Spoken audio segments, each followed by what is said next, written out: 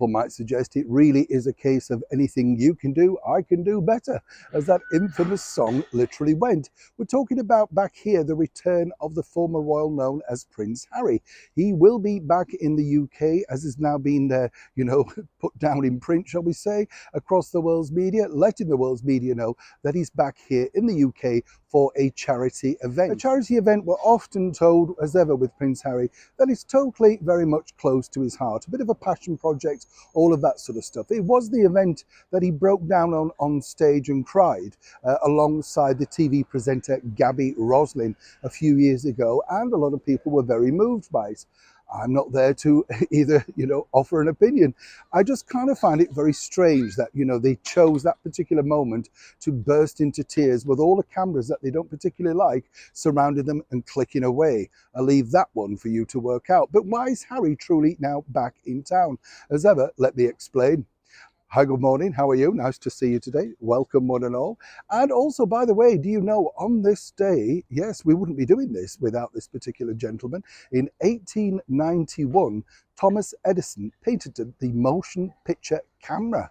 Yes, I mean, how did he change the world, when you think about it? Well, everybody that was involved in the movement of moving pictures. I love those stories, I'm sure you do, when people went to the cinema in the early periods of the silence and they filmed a train, coming out of the screen and people were ducking, believing the train was going to come out there. I didn't know also, by the way, did you know that the sort of trickeries and everything was started out in around 1912, where there were very early uses of green screen, as they know, they use it now on TV news and stuff today. This is not a green screen. This is real. Let me tell you, everything you're seeing behind you, we're drizzling right now, as you can see here in London town.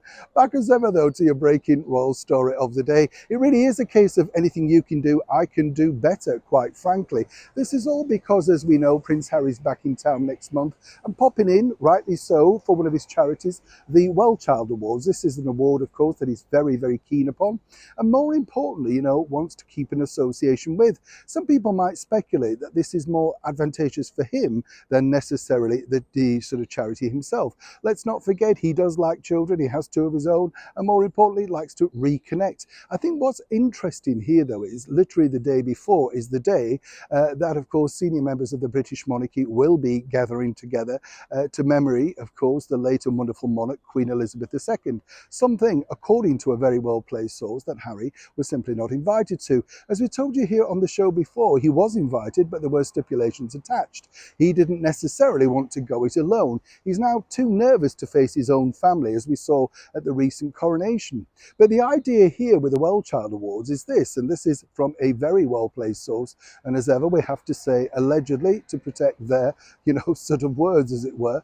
But you see, this will prove, according to his team back home in California, just who grabs the headlines, who grabs the interest. It's a bit despicable when you think about it, isn't it? Because it's not about headlines on this particular occasion.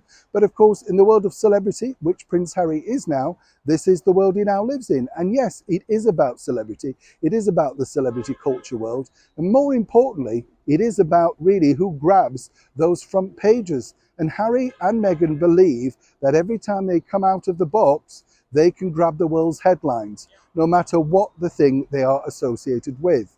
And truly, this is a very strong message back to the senior members of the British monarchy that the people still want me here in the UK, whether you do or not.